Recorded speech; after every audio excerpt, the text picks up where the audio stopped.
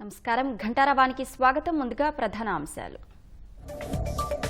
ఢిల్లీ వెళ్లిన ముఖ్యమంత్రి చంద్రబాబు, అమరావతి పనుల పునఃప్రారంభానికి పీఎంను ఆహ్వానించనున్న సీఎం.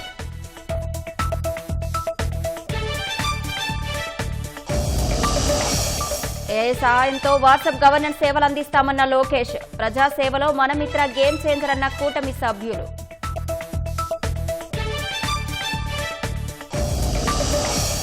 ఉల్లాసంగా ఎమ్మెల్యేలు ఎమ్మెల్సీల ఆటల పోటీలు, టగ్ ఆఫ్ వార్లో పురుషులపై మహిళల జట్టు జయకేతనం.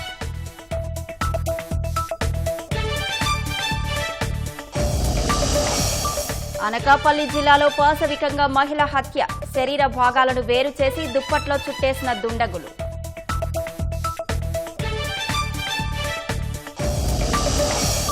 ఆధార్తో ఓటర్ కార్డు అనుసంధానానికి సిఈసి మొగ్గు, త్వరలో నిపుణుల సాంకేతిక సంప్రదింపుల కమిటీ భేటీ.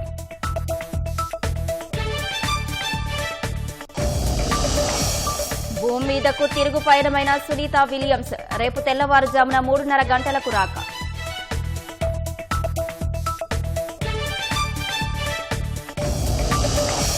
గాజాపై మరోసారి భారీ స్థాయిలో విరుచుకుపడిన ఇజ్రాయెల్, వైమానిక దాడుల్లో 400 మందికి పైగా పౌరుల మృత్యువాత.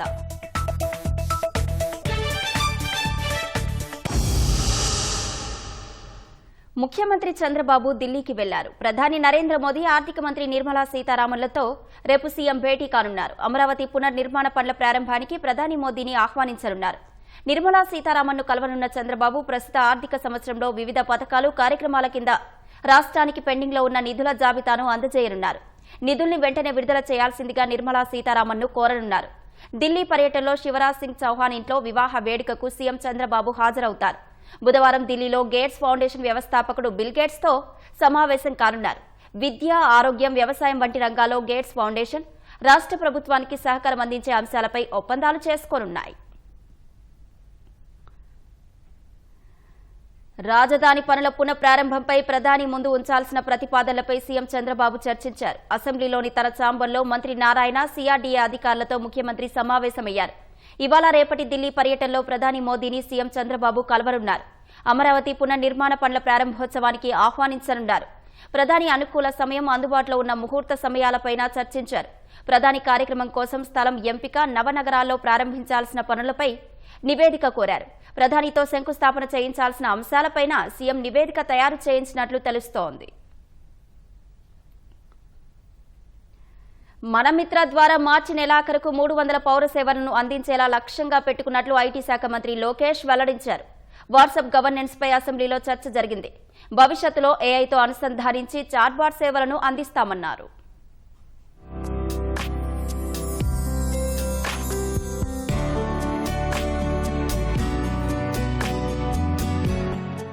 విజిబుల్ గవర్నెన్స్, ఇన్విజిబుల్ గవర్నమెంట్ అనే అంశాన్ని బలంగా నమ్ముతున్నట్లు మంత్రి లోకేష్ తెలిపారు. ప్రభుత్వ సేవల కోసం ప్రజలు అధికారుల కార్యాలయాల చుట్టూ తిరిగే పరిస్థితి లేకుండా వాట్సాప్ గవర్నెన్స్ కు శ్రీకారం చుట్టినట్లు వివరించారు. క్యూఆర్ కోడ్ సాయంతో శాశ్వత ధృవీకరణ పత్రాలను జారీ చేయబోతున్నట్లు వెల్లడించారు. త్వరలోనే టీటీడీ సేవలు కూడా వాట్సాప్ గవర్నెన్స్ ద్వారా అందేలా చర్యలు తీసుకుంటామని వివరించారు.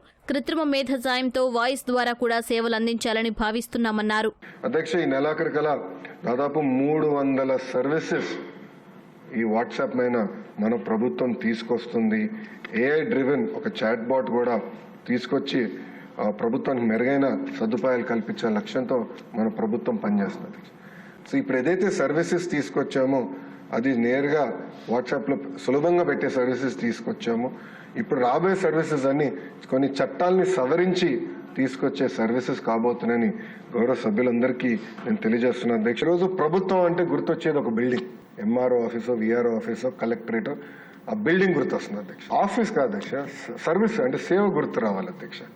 సో నేను బలంగా నమ్మేది ప్రజలు ఆఫీస్ చుట్టూ తిరగకూడదు, ఆఫీస్ వాళ్ళ జోబులో వాట్సాప్ ఇంటిగ్రేట్ ద్వారా అందించాలనేది లక్ష్యంగా పెట్టుకుని 100 రోజుల్లో అధ్యక్ష ఇప్పుడు ఏదైతే చూస్తున్నామో మనమిత్ర వర్షన్ 1.0 టెక్నాలజీ కూడా చాలా ఫాస్ట్గా మారిపోతూ ఉంటుంది.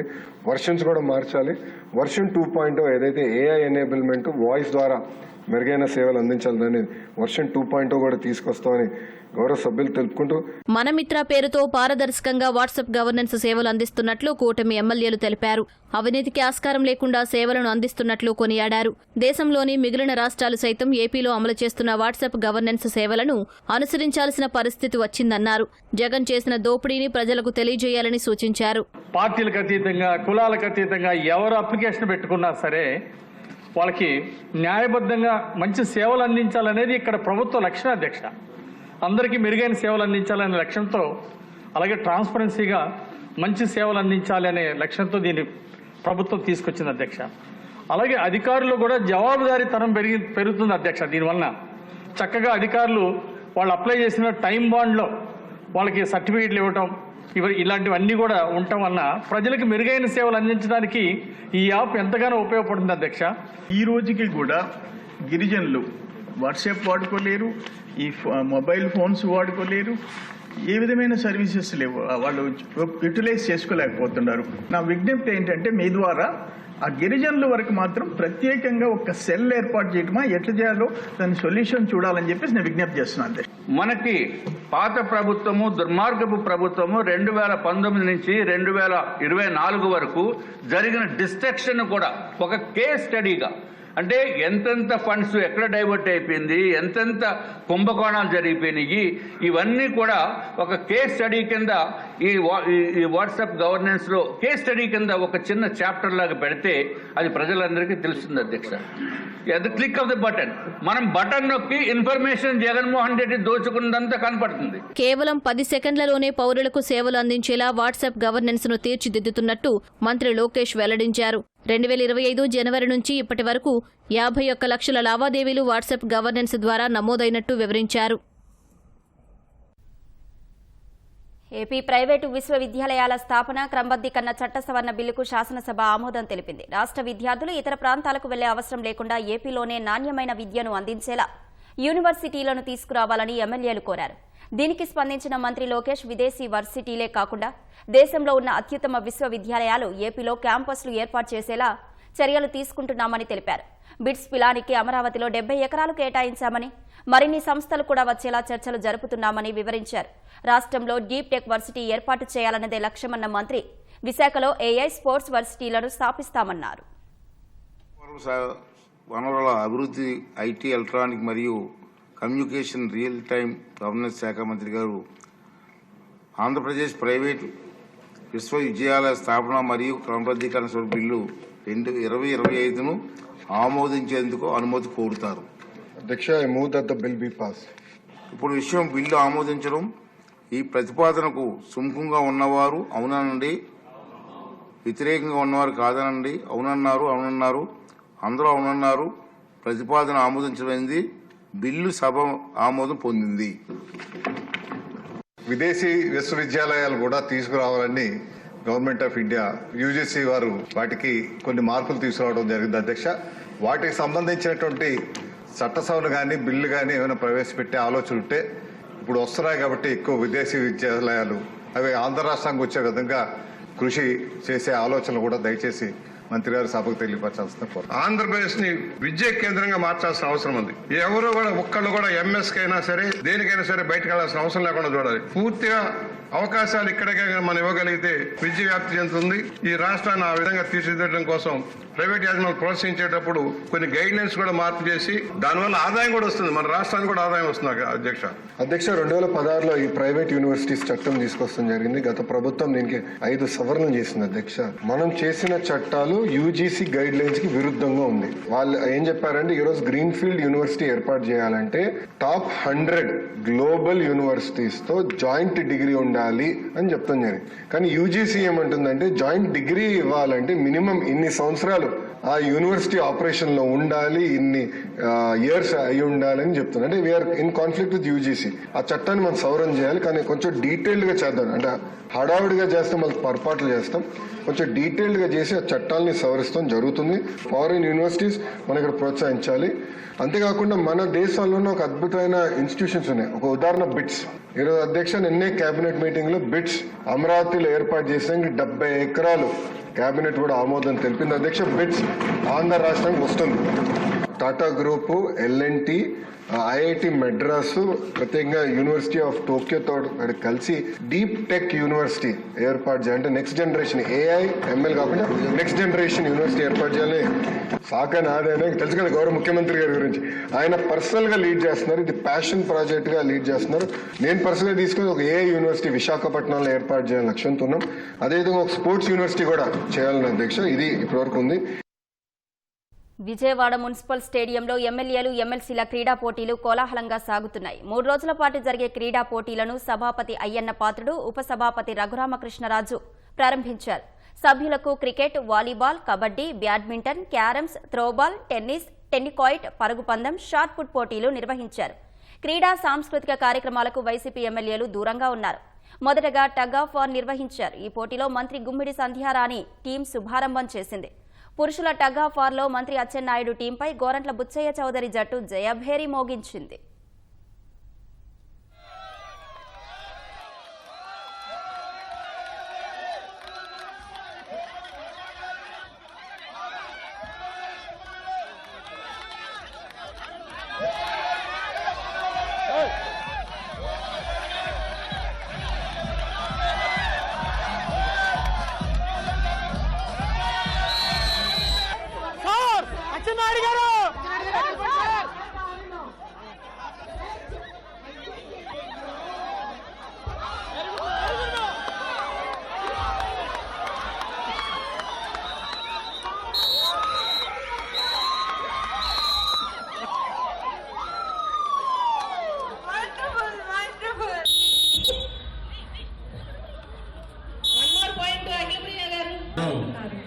అఖిల ప్రియ మేడం గారి team score 8 and Anitha madam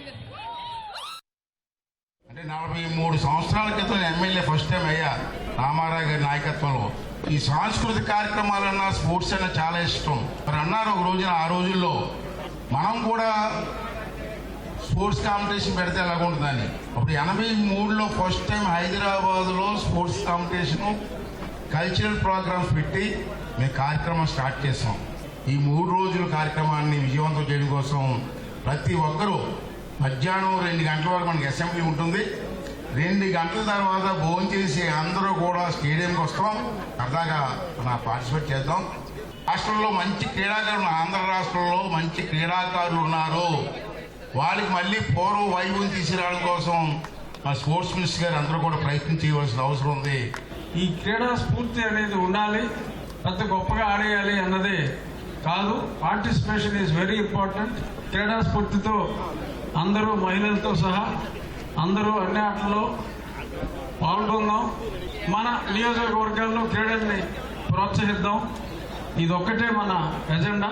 Chandrababu Naidu గారు ముఖ్యమంత్రి అయిన తర్వాత క్రీడాలోకం ఏ విధంగా ఆశించిందో అదే విధంగా ఈ రాష్ట్రంలో క్రీడలను ప్రోత్సహించే విధంగా ఈ రాష్ట్రంలో మేనిఫెస్టో కూడా తయారు చేయడం జరిగింది. మన నియోజకవర్గాల్లో ఎమ్మెల్యేలుగా, ఎమ్మెల్సీలుగా ఉన్న మనం ఇలాంటి కార్యక్రమాలు ఇక్కడ చేపట్టడం ఒక శుభ సూచకంగా భావిస్తున్నాం. బౌలింగ్ రానటువంటి వ్యక్తి బౌలింగ్ వేస్తే మాత్రం ఈ రోజు నేను 100%గా ఈరోజు 100 రన్లు కొట్టడానికి సిద్ధంగా ఉన్నాను, సెంచరీ. ఏది ఏమైనా సరే చాలా ఆనందంగా ఉంది. ఇది ఎప్పుడో నేను 95లో ఎమ్మెల్యే అయ్యేటప్పుడు ఆ రోజు ఏదో శాసనసభ్యులంటే, రాజకీయ పార్టీలంటే శాసనసభలో విమర్శించుకోవడం, తిట్టుకోవడమే కాకుండా ప్రతి శాసనసభ సమావేశాల్లో స్పోర్ట్స్ అండ్ కల్చరల్ ప్రోగ్రామ్స్ ఉండే. రాను అవి అంతరించిపోయాయి. మళ్ళీ మన కొత్త రాష్ట్రంలో చంద్రబాబు నాయకత్వంలో స్పోర్ట్స్ కల్చరల్ ప్రోగ్రాం పెట్టడం ఉత్సాహభరితంగా, ఇంకా అపోజిషన్ కూడా ఇటువంటి కార్యక్రమాల్లో పాల్గొంటే ఇంకా ఆనందం ఉంటుంది. ఈరోజు 2 దాంట్లో కూడా 2 ప్రోగ్రామ్ అంటే థర్డ్ లాగేదాన్ని కూడా పెట్టారు. మా మహిళలు ఒక సైడ్ ఏమో జెంట్స్, ఓ పక్కేమో లేడీస్ ఉంటే లేడీస్ ఈరోజు మేము గెలిచామని కూడా గొప్పగా కూడా చెప్పుకోవచ్చు. చాలా సంతోషంగా ఉన్నదండి. వాళ్ళు మ్యాక్స్ ఫిక్సింగ్ అనుకుంటారండి. ఓడిపోయిన వాళ్ళు అందరూ అలాగే మాట్లాడుకుంటారు. వాటి గురించి మేము పట్టించుకోవట్లేదు. ఫస్ట్ థింగ్ ఏంటంటే మహిళా శక్తి గెలిచింది. ఎక్కడైనా మహిళలే గెలుస్తారంటే ఇంకొకసారి మేము అందరం కూడా ప్రూవ్ చేసాం. చాలా హ్యాపీగా ఉంది. చాలా సంతోషంగా ఉంది. మేము గెలుస్తామని కూడా తెలుసు. చాలా we are very happy. Chandrababu Naidu గారు అసెంబ్లీలో కూడా చెప్పారు మహిళలకు మంచి గౌరవప్రదమైన స్థానం ఇస్తామని. ఈ రోజు అలాగే జరిగింది. పురుషులు తక్కువ మంది పాల్గొన్నారంటే వాళ్ళ ఇష్టం, వాళ్ళు ఓవర్ కాన్ఫిడెన్స్ కి వెళ్ళారు, మేమందరం పాల్గొన్నాం కాబట్టి గెలిచాం. చిన్నతనం గుర్తొచ్చింది. Thank you very much. టీంకు సంబంధించిన అనేక మంది జాతీయ అంతర్జాతీయ ఆటగాళ్ళంతా ఉన్నారు కాబట్టి మా ప్రతిభా పాఠవాళ్ళు ఇక్కడ చూపించేదానికి బ్రహ్మాండమైన క్రీడాకారులు. ఈరోజు ఇప్పటికి కూడా 3 ఓవర్లు పూర్తయినప్పటికీ కూడా ఇంకా ఒక వికెట్ కూడా పడకోకుండా మా టీం చాలా ముందంజలో పోవడం చాలా సంతోషంగా ఉంది మాకందరికీ. సరదాగా మంచి వాతావరణం తీసుకురావాలి రాష్ట్రంలో. మరొకసారి క్రీడల్ని ప్రోత్సహించాల్సిన బాధ్యత ప్రతి గౌరవ శాసనసభ్యుడికి, శాసన మండలి సభ్యులకి ఉంది కాబట్టి స్పీకర్ గారు చాలా చక్కటి నిర్ణయం తీసుకున్నారు. మేము కూడా ఇటువంటి వాటిలో పార్టిసిపేట్ చేస్తే నియోజకవర్గాల్లో కూడా ఒక ఉత్సాహం తీసుకొచ్చే విధంగా ఈ కార్యక్రమాన్ని ముందు తీసుకెళ్తున్నాం. ఖచ్చితంగా మేము గెలుస్తాం, నో ప్రాబ్లం. మ్యాచ్ ఫిక్సింగ్ అవసరం లేదు దానికి. భవిష్యత్తులో కూడా ఈ విధంగానే ఆంధ్రప్రదేశ్లో మరొకసారి మనం స్పోర్ట్స్కి ప్రాధాన్యత ఇవ్వాలి, క్రీడాకారులను ఎంకరేజ్ చేయాలి. ఆధార్తో ఓటరు ఐడి అనుసంధానం ప్రస్తుత చట్టం సుప్రీంకోర్టు ఆదేశాల ప్రకారం జరుగుతుందని ఈసీ స్పష్టం చేసింది. అనుసంధాన ప్రక్రియపై చర్చించేందుకు త్వరలో ఈసీ నిపుణుల మధ్య సాంకేతిక సంప్రదింపులు ఉంటాయని పేర్కొంది. 326వ అధికరణం ప్రజాప్రాతినిధ్య చట్టం 1950 సుప్రీంకోర్టు తీర్పుల ప్రకారం ఆధార్తో ఓటర్ కార్డును అనుసంధానించాలని ఈసీ భావిస్తోంది. ఈ మేరకు కేంద్ర ఎన్నికల సంఘం డిప్యూటీ డైరెక్టర్ పి పవన్ అధికారిక ప్రకటనలో ఈ వివరాలను తెలిపారు. ఓటర్ ఐడి ఆధార్ అనుసంధానంపై చర్చించేందుకు ప్రధాన ఎన్నికల కమిషనర్ జ్ఞానేష్ కుమార్ నేతృత్వంలోని ఎన్నికల సంఘం ఢిల్లీలో కీలక సమావేశం నిర్వహించింది. ఈ సమావేశంలో ఎన్నికల కమిషనర్లు సుఖ్బీర్ సింగ్ సంధు, వివేక్ జోషితో పాటు కేంద్ర హోంశాఖ కార్యదర్శి, లెజిస్లేచర్ కార్యదర్శి, ఎంఈఐటీవై కార్యదర్శి, ఆధార్ సీఈఓ భువనేష్ కుమార్, సాంకేతిక నిపుణులు పాల్గొన్నారు. భారత రాజ్యాంగంలోని 326 అధికరణం ప్రకారం దేశ పౌరుడికి మాత్రమే ఓటు హక్కు ఉంటుంది. ఆధార్ కార్డు ఒక వ్యక్తి గుర్తింపును మాత్రమే నిర్ధారిస్తుంది. దీంతో ఆర్టికల్ 326కు లోబడే ఓటర్ ఆధార్ అనుసంధానం ఉంటుందని ఎన్నికల సంఘం స్పష్టం చేసింది.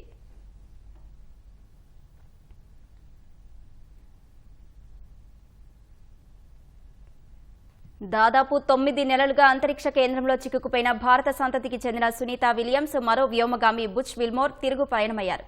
వారు స్పేస్ ఎక్స్ క్రూ డ్రాగన్లోకి చేరుకున్న తర్వాత వ్యోమనౌక అంతరిక్ష కేంద్రం నుంచి విడిపోయి పుడమికి బయలుదేరింది.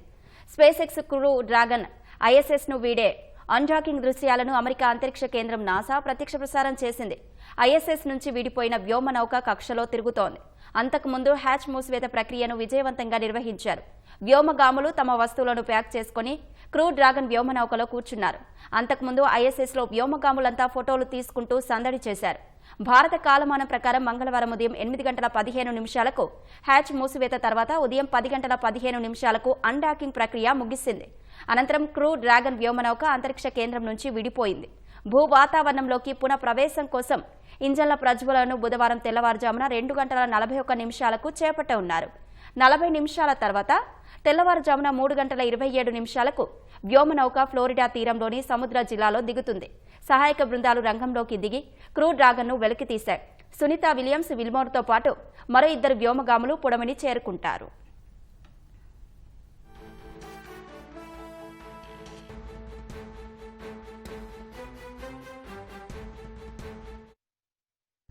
పశ్చిమాసియా మరోసారి రణరంగంగా మారింది. కాల్పుల విరమణ ఒప్పందం కొనసాగించే విషయంలో హమాస్పై ఒత్తిడి పెంచేందుకు ఇజ్రాయెల్ పెద్ద ఎత్తున దాడులు చేపట్టింది.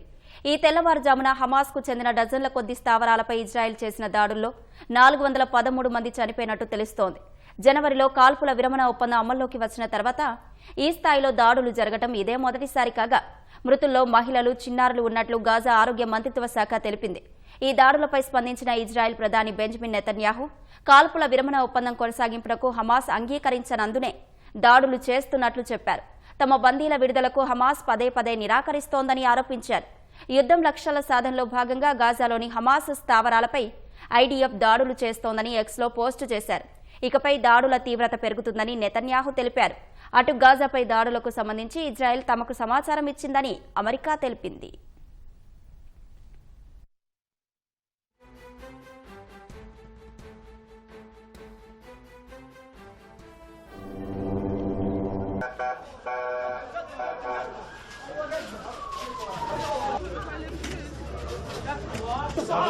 Allá,